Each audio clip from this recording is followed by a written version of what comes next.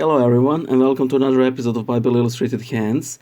Today's question comes from I don't remember whom, because it just occurred to me today that I missed out on a question, but I can't find the person who actually asked the question, so I apologize in advance.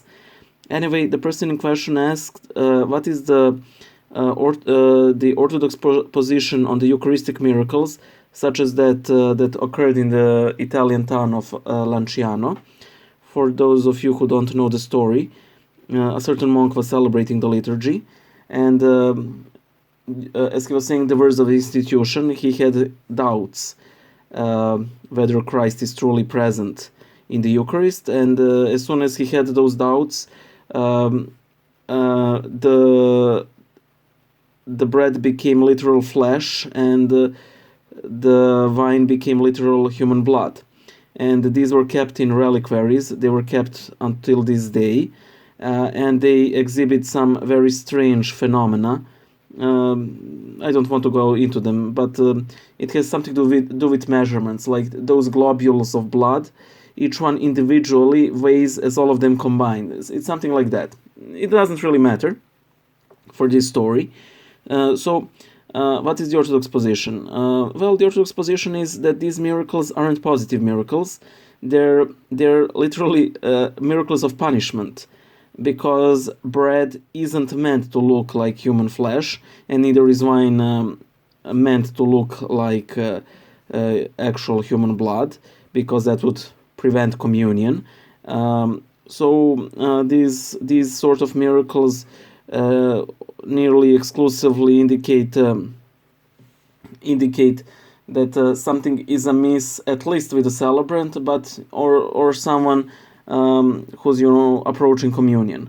I recall the story of a man, a certain wise woman, let's call her that, she's not, told this man that in order for him to break a certain curse, he should go to the divine liturgy, take communion, go behind the church, spit it out, and shoot at it with a rifle. And the man did as he was told. He aimed the rifle at it, but as soon as he pulled the trigger, a large blazing crucifix erupted from the communion particles, and the man went blind, and soon he perished. I mean, it is such a huge blasphemy. I'm not surprised. But to all of you who claim that hosts cannot be desecrated if they're given on the tongue, oh yes, they can. If someone sets their mind to do something so horrible, they can do it. I hope that they don't, but they can. In certain old Russian service books, there is even an instruction what should priests do if if a Eucharistic miracle happens, that if bread and wine change their appearance, they tell the priest to immediately stop the service and call the bishop. And if I recall correctly, these books don't specify what a bishop should do, but I would assume it would involve lengthy services of repentance for disbelief, or something along of those lines. And yes, of course,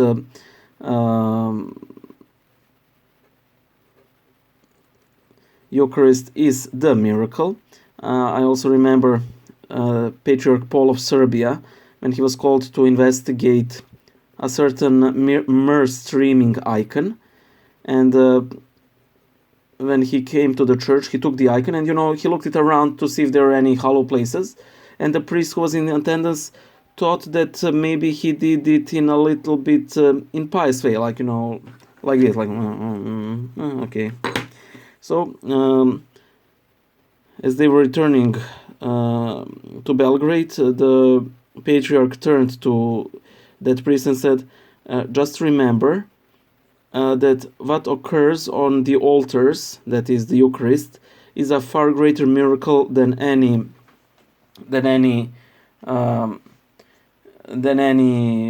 mere streaming icon.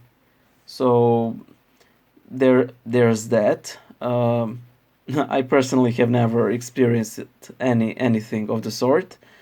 from my personal experience, I can tell that I'm much less annoyed on the days when I take communion. So those are my, little miracles, but nothing of, clearly supernatural side. By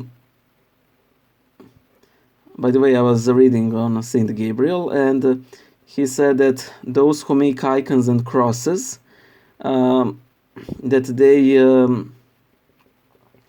that whenever these icons are used in worship, these icons, that the person who made them receive half of grace from the person who's praying before those icons that were made by that person. And I thought it was really nice. And he would usually tell people to make crosses and such a similar object of worship, and I think that's true. Bye.